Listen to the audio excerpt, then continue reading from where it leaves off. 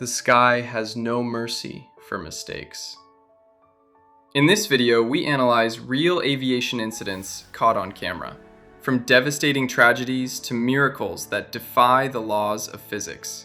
No rumors, no guessing, just the verified facts and the hard lessons learned from the wreckage. Buckle up, this is Military Expert.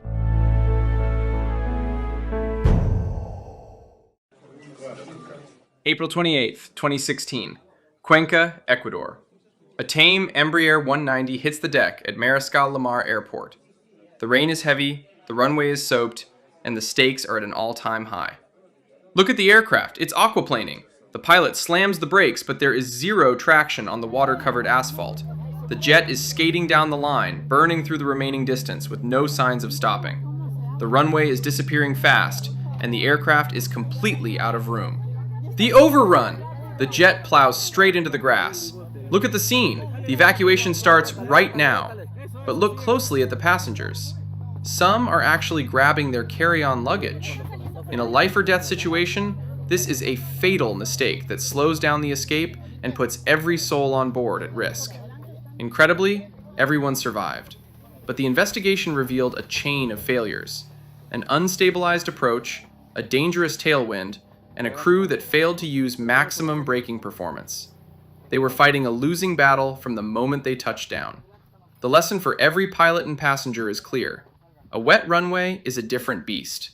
If the approach isn't stable, go around. And in an emergency, leave everything behind. Seconds save lives.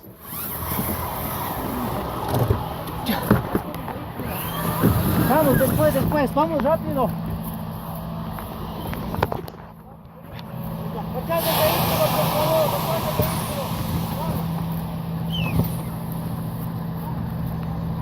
Puta, nos salvamos, pana. Nos salvamos. Chucha, yo tenía ese presentimiento desde ayer, no sé por qué, hijo de puta. Ay, medio lindo. Puta,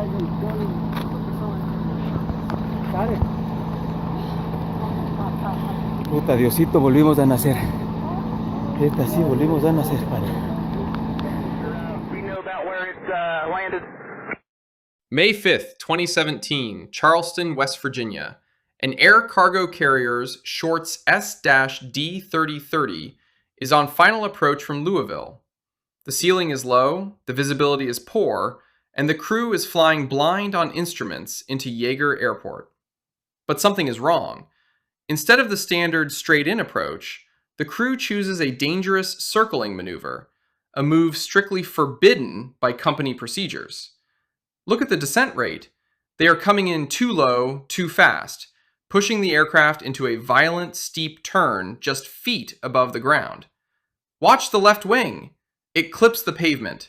Then the gear and propeller slam into the runway. The aircraft loses all control, sliding off the tarmac and plunging down the hillside. Both pilots were lost in the wreckage. Following the tragedy, NTSB lead investigator Bill English conducted a media briefing to break down the final moments. So here's the factual information that we have right now. At about 6:55 a.m. today, air cargo carrier 1260, a Shorts SD-330, crashed on approach to runway 5 at the Charleston, West Virginia Yeager International Airport.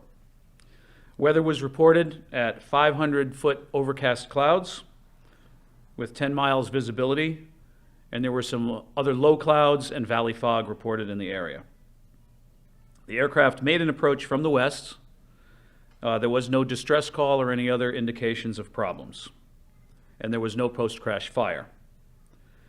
We do have an airport security video that depicts the event and the aircraft's approach. We are reviewing that now, and we've begun gathering all the records from the company about the aircraft and the crew. The flight was a scheduled cargo flight from Louisville, Kentucky. There were 2 crew members on board who suffered fatal injuries. I have a team that will form up here, the a multiple team of experts, a team of 7. We'll be examining the following areas. We'll look at operations, So the pilot's actions, their history, their training, and the way the flight was conducted. The airworthiness group will examine the wreckage of the aircraft as it is here at the airport. We'll be documenting the witness marks on the runway and adjacent to the runway and the wreckage site. We'll be using drone or unmanned aircraft imaging to make a detailed map of the wreckage. And the airworthiness group will also look into the maintenance and the history of the aircraft. We have an air traffic control specialist and weather specialists that look into the ATC actions and the weather forecasts and briefings that were delivered to the pilots, as well as the conditions that existed at the time of the accident. We also involve parties to the investigation, other entities that can assist us. The parties to this investigation are the Federal Aviation Administration. They're always a party to our investigation. The operator, Air Cargo Carriers, is participating with us as well. And as state of manufacture of the aircraft, the Shorts Company is a company from Northern Ireland. The Air Accidents Investigation Branch of the United Kingdom will be sending over 2 investigators under normal international protocols to work with us. We've had great cooperation as well from the Airport Authority and the Air National Guard wing that's here in Charleston. Throughout the next few days, our investigators will work on scene to thoroughly document the accident site and gather factual information. Our mission is to understand not just what happened, but why it happened, and to recommend changes to prevent it from happening again. We'll not be determining the probable cause of the accident while we're here on scene, nor will we speculate about what may have caused the accident. We expect this on-scene phase of the investigation to last anywhere from 3 to 4 days. Since we're just beginning our investigation, we do not have a great deal of information to report. However, we will keep you informed by providing regular updates as we learn more. We will hold another brief tomorrow. It will be announced on our Twitter feed and on our website. You can find us on Twitter at NTSB_newsroom, and the website is ntsb.gov. There are members of our media relations staff on scene with me here. Peter Knudsen in the back will be our PA lead. You can be sure to provide him with your business card so we can add you to our distribution list. One final comment, I would like to thank all of the first responders to this accident. They worked very hard to contain the accident and ensure the scene is safe for everyone, including environmental mitigation, in fact. We appreciate all that they have done for us and for the community. With that, I'd be happy to take a few questions. Mr. English, was the plane broken into parts? Yes, there's a number of pieces of wreckage on the grass area adjacent to the runway, and the rest of it is down the hillside about 25 yards off to the side of the runway. The investigation confirmed the worst. The crash was caused by an improper approach choice, an excessive descent rate, and hard maneuvering far too close to the runway. According to Bill English, the crew's decision to deviate from established procedures left them with 0 margin for error. The lesson for the aviation world is clear. When an approach is no longer stable, you do not try to save it near the ground. You go around, you reset, and you choose the safer procedure. In this business, there are no second chances for a bad decision. March 16th, 2016. Near Smithers, British Columbia, Canada. ATRK Helicopters, Airbus A-S 350, is returning from a heli-skiing mission near Bear Creek Lodge. On board are 7 souls, 1 pilot and 6 passengers.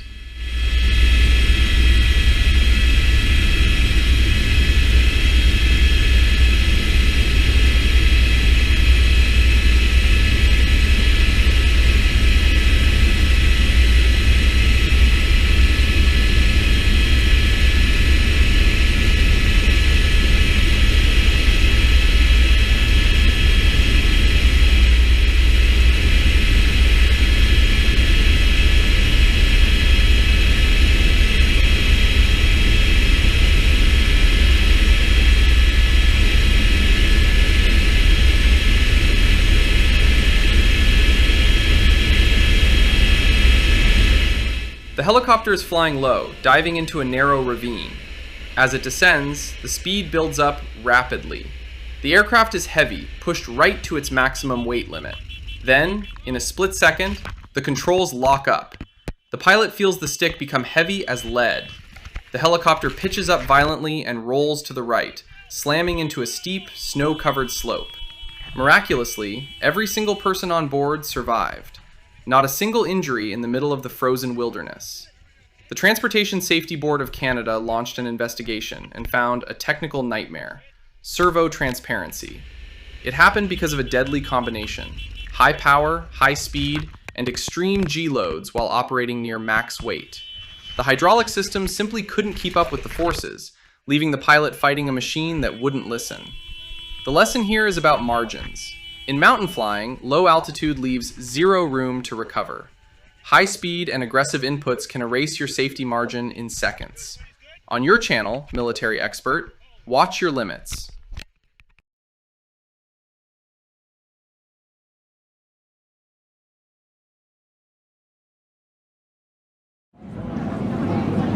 January 26, 2017.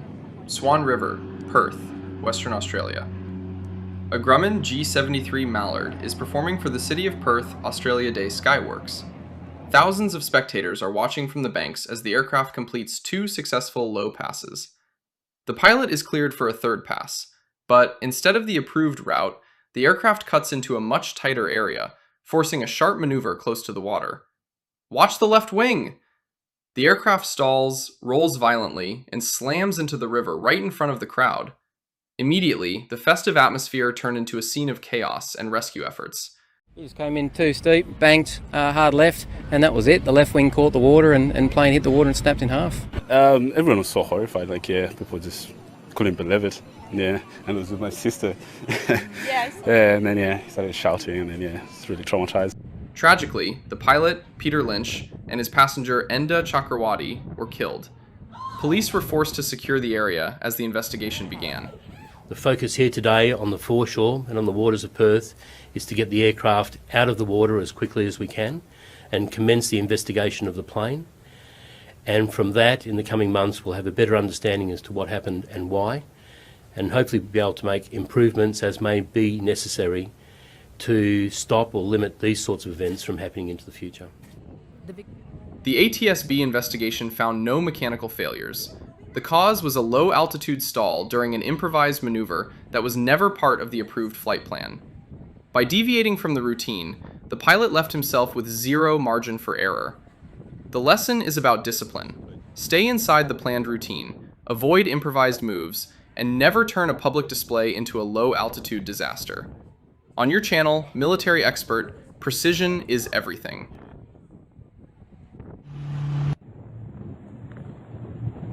June 7th, 2026, La Romana, Dominican Republic.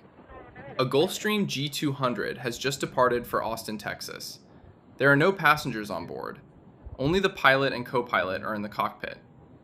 Seconds after takeoff, the situation turns critical. The crew reports a major technical problem and declares an emergency. They immediately bank the aircraft, fighting to get back to La Romana International for an emergency landing. The aircraft is struggling. During the desperate return, the Gulfstream loses stability. It slams into the ground within the airport perimeter, breaking apart and erupting into a massive fireball. Tragically, both pilots were lost in the crash. The investigation is active right now.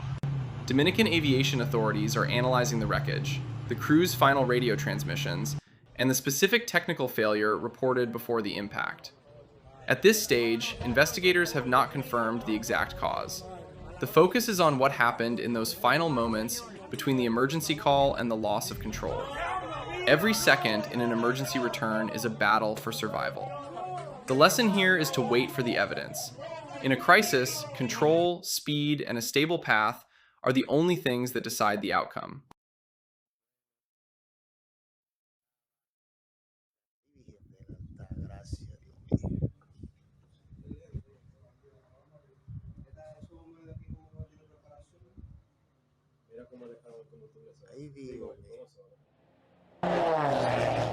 April 15th, 2010, Swan River, Perth, Western Australia. Brazilian pilot Adilson Kindelman is pushing his MXSR to the limit during training for the Red Bull Air Race. He's flying low, banking hard, and setting up for Gate 3 on the river course. Watch closely. During the turn, the airplane suddenly loses lift. The tail clips the water first, then the wing slams into the surface, and the aircraft flips upside down into the river in a split second. Kindelman is trapped. He's upside down in the cockpit, underwater, and every second counts. The rescue team is moving at lightning speed. They reach the wreckage in moments, pulling him out in about 60 seconds.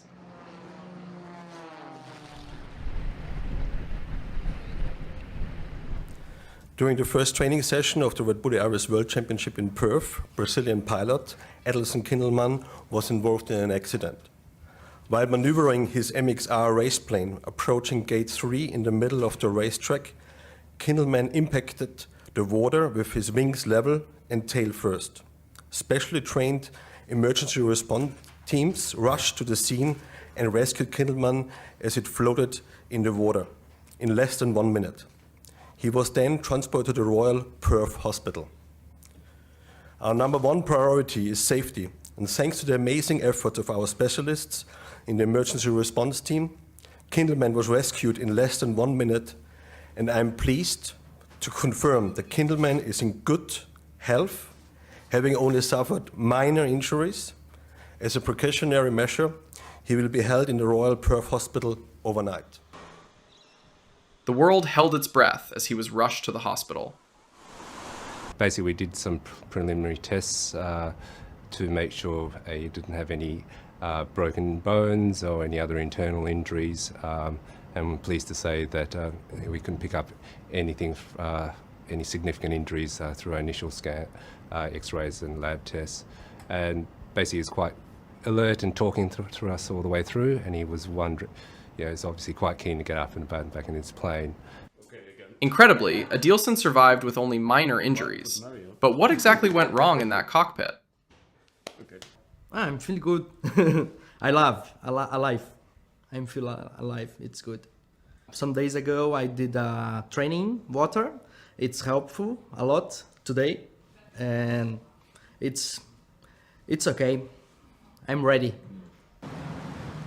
While there was no official government investigation, race analysis pointed to a brief aerodynamic stall during the high-speed, low-level turn. At that racing height, the margin for error is effectively 0. The takeaway is simple.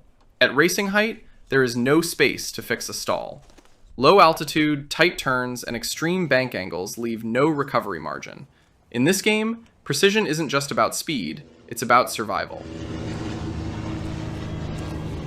I must say, our rescue divers, we've been carrying them around the world with us for some 40-something races, and today they were stars, absolute stars, and got to the pilot, made sure he was okay, and did that in record time, and got the canopy off, got him some air, and got him out of the aeroplane. So hats off to those guys, and hats off to everyone else in the safety chain.